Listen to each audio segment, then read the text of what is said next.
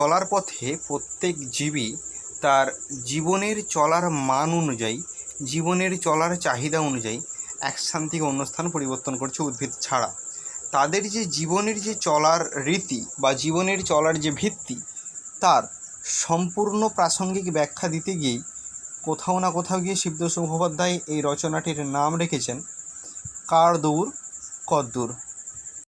এবার তোমরা তোমাদের মূল পাঠ্যটি লক্ষ্য করো।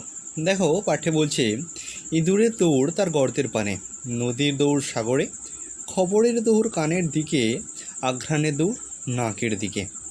ইঁদুর গর্তের পানে দৌড়াই নিচের গর্তের দিকে, নদী দৌড়াই সাগরের দিকে, খবর দৌড়াই কানের দিকে। আমাদের যে খবর তা সবসময় কর্ণগোচরের দিকে দৌড়াই।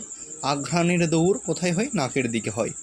সুন্দরের দৌড় স্বভাবত বিদ্যার দিকে, কারণ স্বভাবত বিদ্যার দ্বারাই সৌন্দর্যতার প্রকৃত মান